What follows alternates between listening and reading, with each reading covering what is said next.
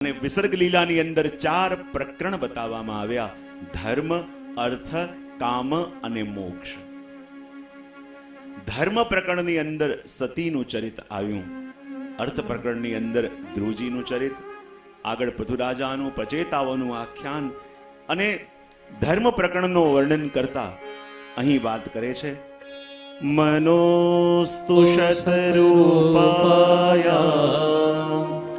ત્રિસ્ર કન્યાશ્ચ ગિરે આકુતિ દેવહૂતિશ્ચ પ્રસૂતિ રીતિ વિશ્રુતા. મનુ મહારાજને 3 કન્યાઓ થઈ: આકુતિ, દેવહૂતિ અને પ્રસૂતિ. અને કહેવાય છે પ્રસૂતિના લગ્ન થયા દક્ષ પ્રજાપતિ સાથે. અને જ્યારે દક્ષ પ્રજાપતિ સાથે એમના લગ્ન થયા અને કહેવાય છે કે એમને 16 કન્યાઓ થઈ. કેટલી કન્યાઓ? અને એ 16 કન્યામાંથી 13 કન્યાના લગ્ન એમણે કર્યા ધર્મ સાથે. કોની સાથે લગ્ન કર્યા? ધર્મ સાથે. એટલે ધર્મને કેટલી પત્નીઓ થઈ? બોલો તો ખરા. 13. ધર્મને 13 પત્ની. બોલે કેમ? કારણ કે ધર્મની જરૂર 12 મહિનામાં પણ છે અને 13માં અધિક મહિનાની અંદર પણ છે. અને હું કાયમ આ પ્રસંગ આવે ને ત્યારે થોડોક ધર્મનો, પરિવારનો પરિચય હું આપતો હોઉં છું. એટલા માટે કે હું ઘણીવાર કહેતો હોઉં છું કે કોઈક વ્યક્તિ તમારે ત્યાં એકલો આવે અને તમે કદાચ એને વધારે રોકાવાનું કહો તો એ રોકાઈ શકે, યા વિથ ફેમિલી આવ્યો હોય અને રોકાવાનું કહો તો વધારે રોકાઈ શકે? એકલો આવે તો વધારે રોકાય કે વિથ ફેમિલી આવ્યો હોય, ઘરે ફોન કરીને કોઈને પૂછવાનું ન હોય તો વધારે રોકાઈ શકે? તો મને એમ બતાવો કે જ્યારે પણ તમે તમારા જીવનમાં ધર્મને બોલાવો છો તો એકલો બોલાવો છો કે વિથ ફેમિલી? હા, ફેમિલીની તે જાણતા નથી, ફેમિલીનો તો પરિચય નથી. અને માટે જ્યારે પણ બોલાવીએ છે તો ધર્મને એકલો બોલાવીએ છે. અને જ્યારે પણ ધર્મ એકલો આવે છે તો આવી તો જાય છે પણ લાંબો ટકતો. કેવું સરસ બધા જવાબ આપી રહ્યા છે. જ્યારે બોલાવીએ ત્યારે આવી તો જાય છે પણ લાંબે સુધી રહેતો નથી. જેટલી જલ્દી આવ્યો એટલી જલ્દી ચાલ્યો પણ જાય છે. તો કમથી કમ આપણને ધર્મના ફેમિલીનો પરિચય હોય અને વિથ ફેમિલી આપણે ધર્મને બોલાવીએ તો ધર્મ આપણા જીવનમાં આવે પણ ખરા અને રહે પણ ખરા. તો ધર્મના ફેમિલીનો થોડો પરિચય તમને આપી દો. હા કે ના? બહુ સરસ. તો ધર્મને 13 પત્નીઓ થઈ અને 13 પત્નીઓ અને એમના બાળકો કોણ કોણ એ પરિચય તમને આપી દો. કમથી કમ એટલું ખબર હોય કે ધર્મની પત્ની કોણ, ધર્મના બાળકો કોણ, અને એ વિથ ફેમિલી આપણે ધર્મને બોલાવીશું તો ધર્મ આપણે ત્યાં રહેશે. તો ધર્મની સૌથી પહેલી પત્નીનું નામ છે શ્રદ્ધા. શું નામ છે? ભગવાનમાં ભરોસો, ભગવાનમાં ફેથ, ભગવાનમાં શ્રદ્ધા હોવી એ ધર્મની સૌથી પહેલી પત્ની. અને એને જે દીકરો થયો એનું નામ છે શુભ. એનું નામ શું છે? કમથી કમ પરિવારનું નામ તો બોલીએ આપણે. ધર્મની પહેલી પત્નીનું નામ શું? શ્રદ્ધા. અને એને જે દીકરો થયો એનું નામ શું? શુભ. આપણે બધા ચાહીએ છીએ ને કે અમારું જીવનમાં શુભ થાય. હા કે ના? તો શુભ ક્યારે થાય? જ્યારે એની માં હોય. અને શુભની માં કોણ છે? બોલે ભગવાનમાં રહેલો ભરોસો, ભગવાનમાં રહેલી શ્રદ્ધા. જ્યારે ભગવાનમાં ફેથ છે, જ્યારે ભગવાનમાં શ્રદ્ધા છે ત્યારે જીવનમાં આપણું શુભ થાય છે. ધર્મની બીજી પત્નીનું નામ છે મૈત્રી. શું નામ છે? અને મૈત્રી એટલે દરેકની સાથે મિત્રતા. અને મૈત્રીને જે પુત્ર થયો એનું નામ છે પ્રસાદ. પ્રસાદ એટલે પ્રસન્નતા. માણસ પ્રસન્ન ક્યારે રહે? જ્યારે બધાની સાથે એની મિત્રતા હોય. આખા ગામથી બગાડીને બેઠો હોય તો એ પ્રસન્ન રહે? હા કે ના તો પાડો. ધર્મની ત્રીજી પત્નીનું નામ છે દયા. શું નામ છે? કમથી કમ બધા નામ બોલજો એટલે ધર્મનો પરિવાર મોઢે તો આવે. મોઢે આવશે તો હૈયે પણ આવશે, અને હૈયે આવશે તો ધર્મને રહેવાનું મન થશે. તો ધર્મની ત્રીજી પત્નીનું નામ છે દયા, અને દયાને જે પુત્ર થયો એનું નામ છે અભય. વ્યક્તિ અભય ક્યારે રહી શકે? જ્યારે દરેકના માટે દયા છે. દરેકના માટે દયા છે તો કોઈનાથી દુશ્મની નથી અને એને કોઈની બીક નથી, નિર્ભય રહે. ધર્મની ચોથી પત્નીનું નામ છે શાંતિ. શું નામ છે? જરા ભાવથી બોલજો. હા, અને એને જે પુત્ર થયો એનું નામ છે સુખ. બધા આપણે ગોતીએ છીએ ને સુખ ક્યાં મળે, સુખ ક્યાં મળે? તો સુખ કોનો દીકરો છે? જરા ભાવથી બોલો તો ખરા. શાંતિનો. હવે દીકરો ક્યારે હોય? જ્યારે માં હોય. તો કહેવાય આપણે બધા સુખ ગોતીએ છે પણ સુખ મળતું નથી. બોલે કેમ? કારણ કે સુખ દીકરો છે શાંતિનો, અને આપણો સ્વભાવ એવો કે સુખ તો જોઈએ છે પણ શાંતિથી બેસવું ગમતું. જો, સુખ જોઈએ છે પણ શાંતિથી બેસવું ગમતું નથી. તો શાંતિનો દીકરો સુખ છે. જો શાંતિ ન પામીએ તો સુખ કેવી રીતે મળે?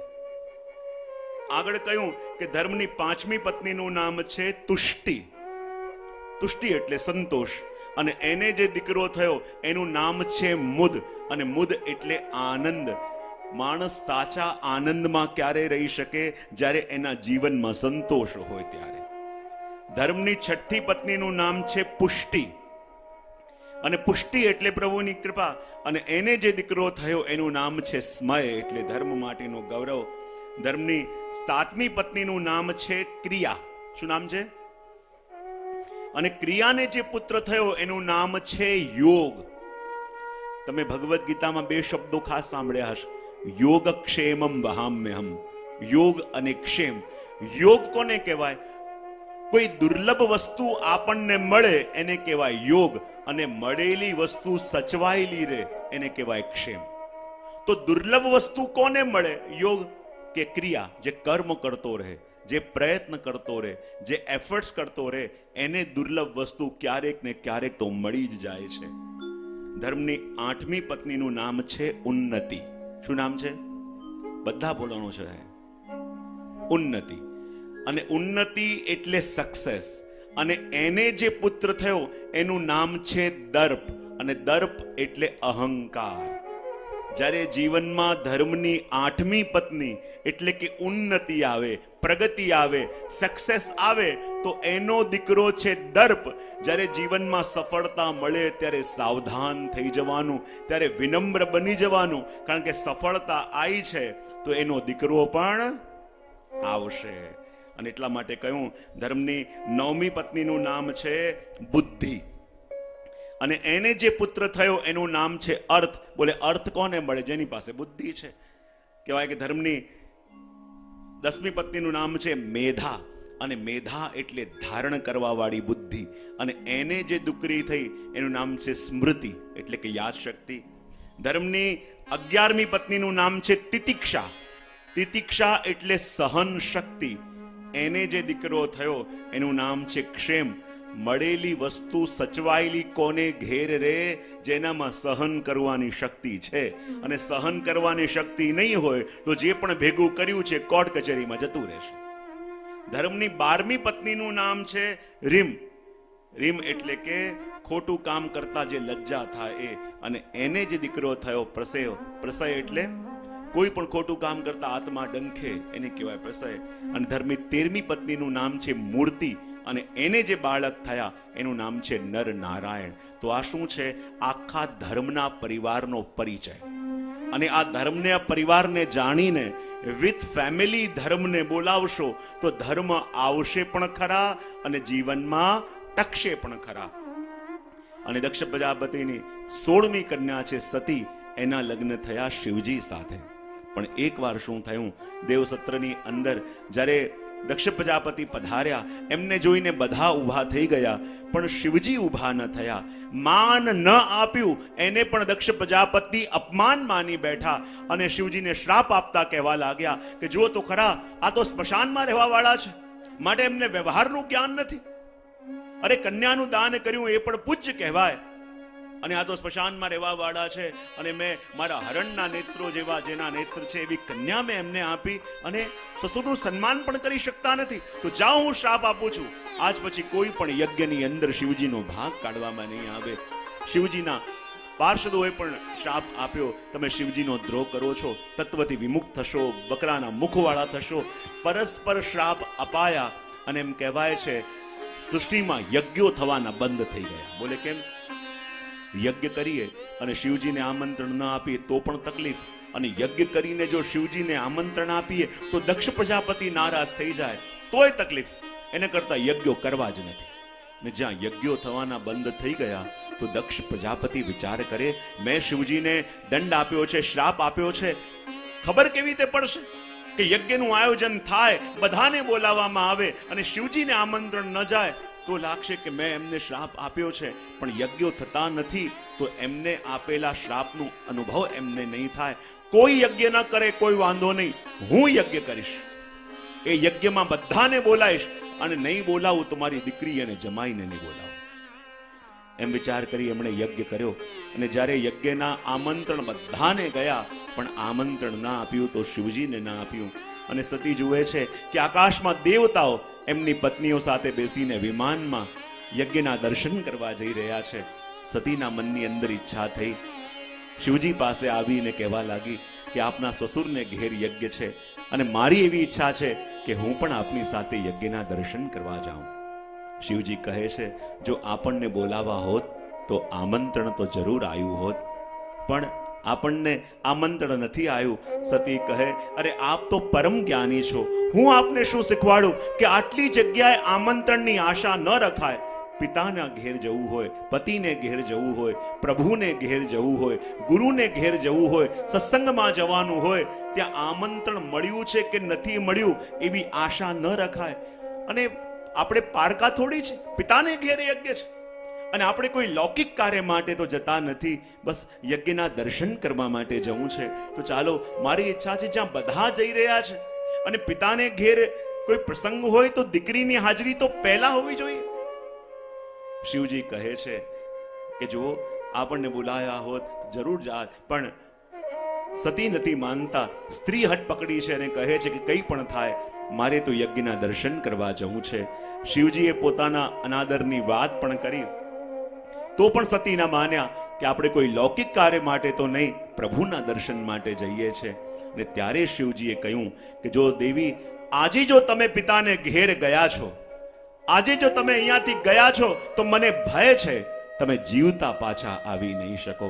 પણ સતીએ કહ્યું કંઈ પણ થાય, મારે તો યજ્ઞના દર્શન કરવા જવું છે.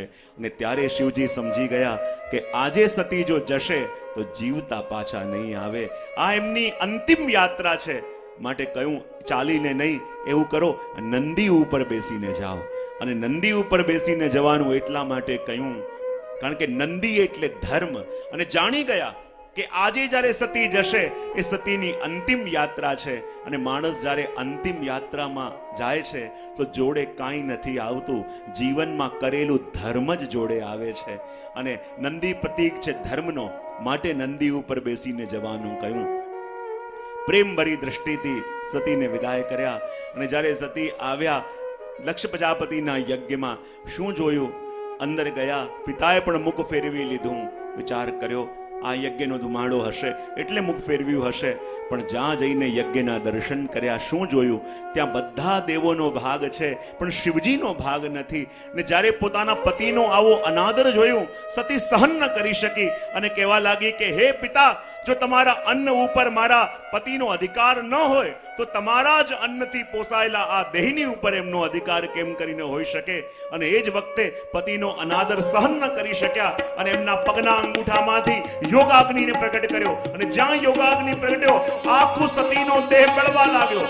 અને ત્યાં શિવજીના પાર્ષદોએ આક્રમણ કર્યું. અને જ્યાં આક્રમણ કર્યું ત્યાં ભૃગુએ દક્ષિણાગ્નિ હોમ કર્યો. અને અગ્નિમાંથી હજારો રઘુ નામના દેવો પ્રગટ્યા અને અગ્નિની લાકડીઓ લઈ લઈ શિવજીના પાર્ષદોને મારવા લાગ્યા. અને શિવજીના ગણો ભાગતા ભાગતા શિવજી પાસે આવ્યા, કહેવા લાગ્યા પ્રભુ અનર્થ થયો છે, અનર્થ થયો છે. આપણો અનાદર સહન ન કરવાને કારણે સતીએ દાહ કર્યો છે. અને જ્યાં આ સમાચાર મળ્યા શિવજીના નેત્ર ખુલ્યા. અને જ્યાં શિવજીનો ત્રિતે નેત્ર ખોલ્યું અને શિવજી એવા કોપમાં આવ્યા કે તાંડવ કરવા લાગ્યા. અને જ્યાં પોતાની જટા ખોલી અને જટાને પછાડી વીરભદ્રને પ્રગટ કર્યો. અને કેવું લાગી રહ્યું છે?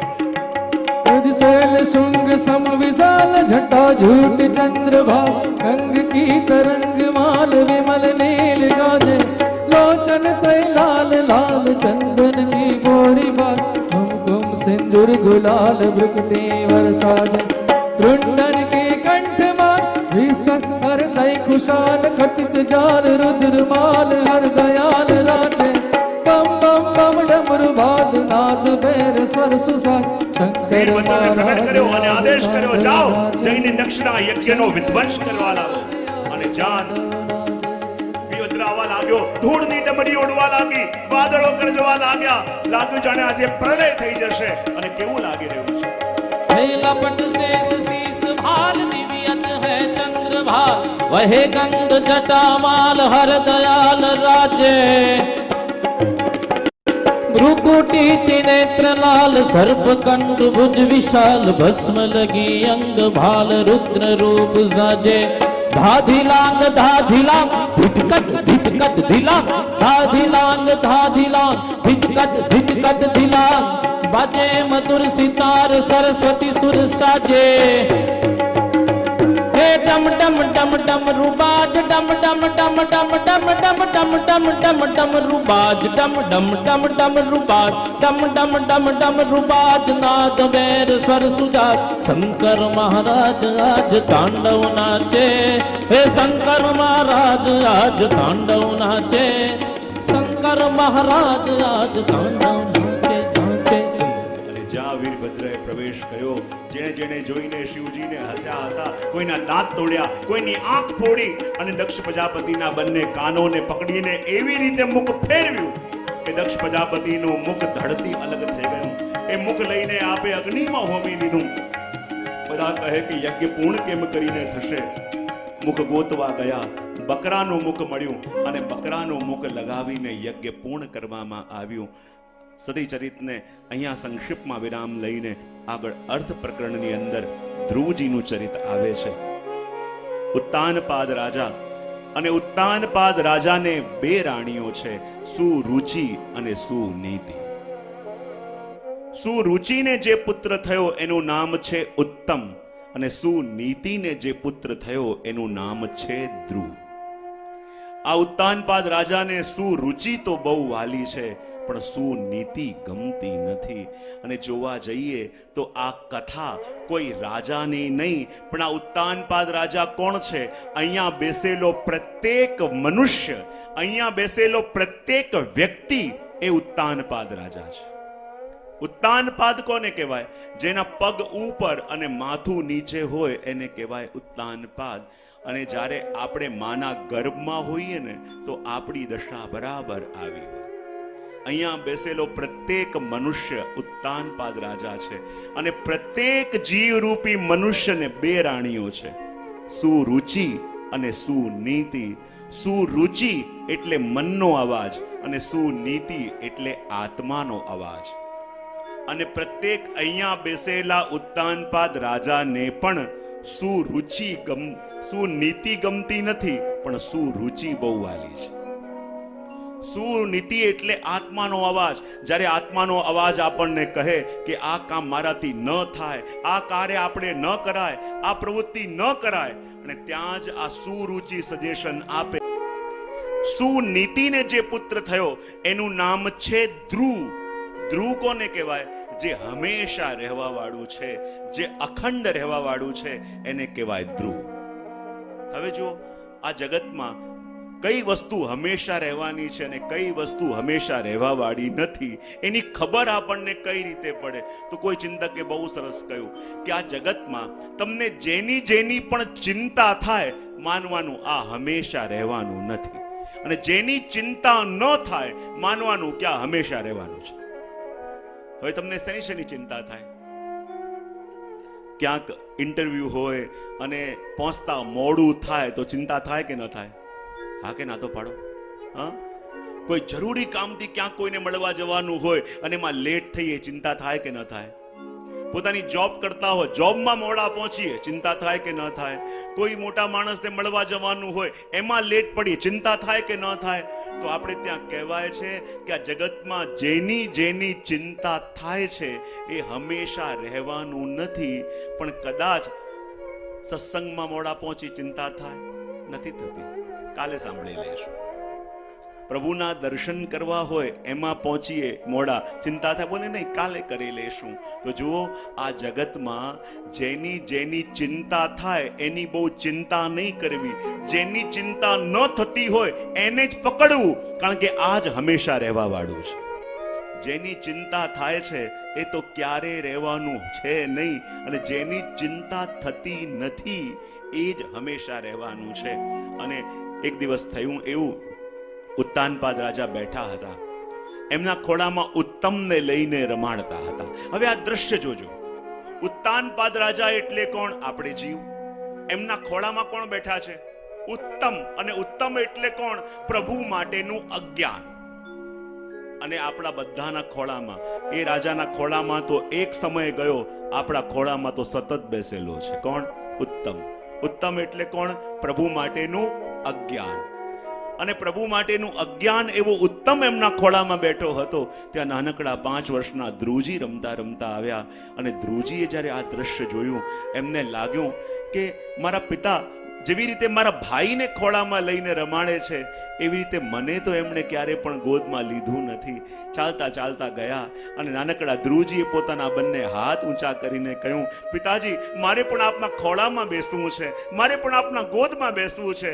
ને પોતાના નાનકડા પુત્ર આ ધ્રુવજીને પાસે આવતા જોયા, અને ઉત્તાનપાદ રાજાના મનમાં પણ થયું, આવ બેટા આવ, હું તને મારા ખોળામાં બેસાડું. અને જ્યાં ઉત્તાનપાદ રાજા એ ધ્રુવજીને પોતાના ખોળામાં લેવા જાય, ત્યાં જ સુરુચિ રાણી આવી અને ધ્રુવજીનો હાથ પકડીને એમને દૂર કરી દીધા, અને કહે, અરે તું રાજાનો પુત્ર નહીં, તું તો દાસીનો પુત્ર છે, દાસીનો. જો રાજાના ખોળામાં બેસવું છે તો જા જંગલમાં તપ કર, અને પ્રભુથી વરદાન માંગ કે તને અગલા જન્મમાં મારા કોખે જન્મ આપે, તો તને પિતાનો ખોળો મળશે.